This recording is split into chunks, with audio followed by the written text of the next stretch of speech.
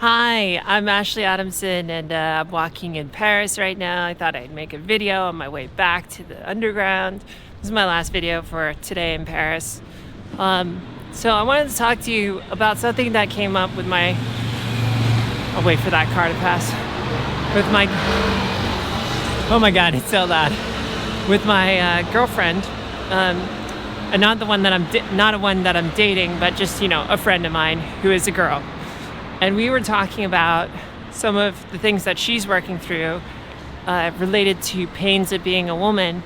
And I was talking about some of the pains that I'm going through related to becoming a woman, which is like, getting a bottom surgery and all of the pain involved in the surgery, as well as like what I need to do with electrolysis and all of that.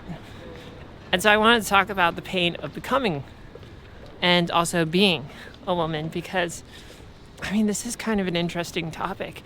Like, how much is pain intertwined with being a woman? It feels like a lot. Like, what do you think? It feels like a lot to me.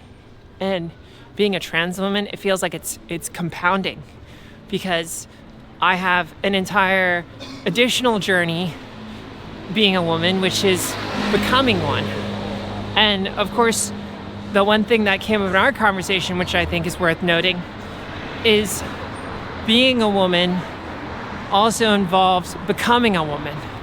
And so the journey of becoming a woman is really the pain of being a woman, in a way, which I think is a cool idea, but I do think it does ignore some specificities involved with becoming a woman as a trans woman.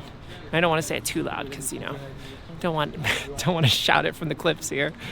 But like, do you hear what I'm saying? It's like there's so much pain in becoming one, involved with just like, can you look good? Like, can you find that look that you want to achieve? Can you afford to pay for or get the surgeries that you want to get? And like, what about being stuck in the body that you feel like, I don't want to say stuck in the body, but you know what I mean? Like having a body that you want modifications or you want to change. Or maybe there's modifications you can't change. For example, I can't change my rib cage, I can't change my hips. It just is what it is. But also, like, how much is that a pain of being a trans woman versus just being a woman, like wanting to look good, wanting to be meeting certain criteria for a visual aesthetic that's created and manufactured by advertising and marketing and social media and stuff like that. So it's like this weird mix, right? Because you're like, there's this idea of this woman that you want to become, but there's also all of this pain in becoming one, but that is actually just a part of the process of being a woman, right? And so that's kind of like where I'm at with the thoughts and the ideas.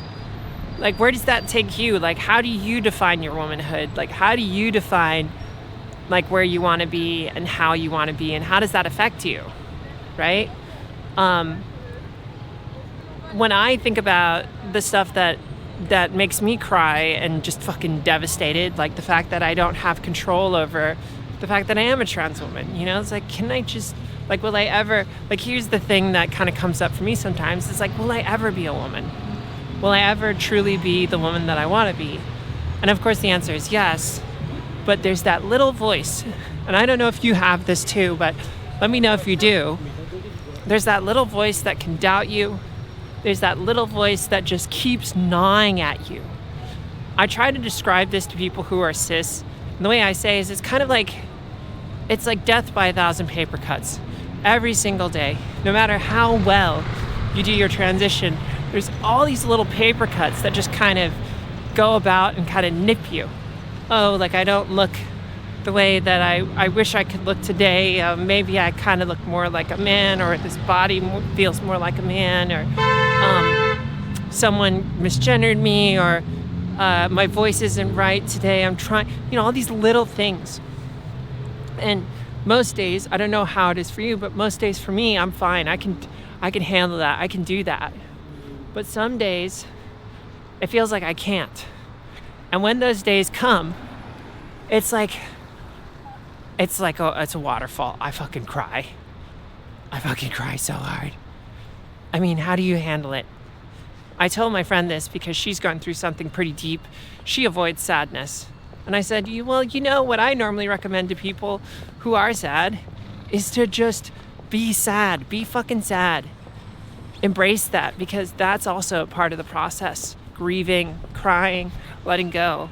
You can't let it go until you acknowledge that it's there. And then you can let it go. So denial, right? That's denial. But, she's like, I don't want to do that because I'm afraid that I'll fall into this pit of despair where I can't get out. And I could see it in her eyes, and I could feel it too, because of what she's going through. But then I said this. I said, look, I had to manifest COVID for myself to be able to tell myself that I was doing too much and that I was burnt out.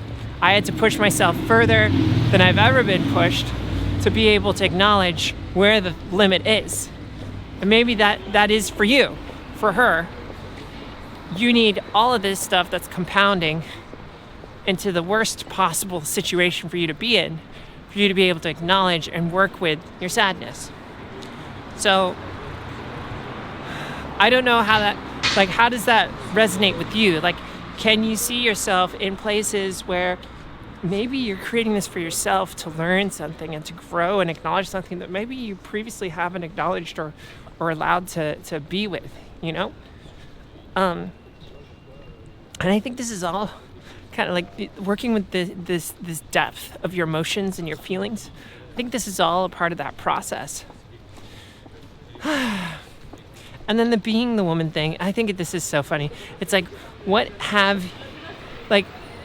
there's this story of the transition. The common narrative is you're transitioning from male to female. You're coming from this place to that place. But what if you've always been a female and your mind of feeling like you're not right and you're not fitting in is not this male mind. It's not this mind of, hey, like you're transitioning. It's a story of male to female. It's a story of female to female, but now you look outwardly female, right? Where do I have to go? I have to go right? Yeah, hi, we're hanging out in Paris. How cool is this, right? Oh my God. I can't believe I met this guy here. It's so nuts. I hope things work out. We'll see. Oh, look at that. So I hope that kind of like helps you think about like the definition of being a woman and what it makes sense for you. I kind of have to cut out because I'm about to go into the metro. Please subscribe if you're new, and if you want to support me, please do that by joining my membership program or super thanksing me. I'd really appreciate it. I'll see you in another episode soon. Bye-bye.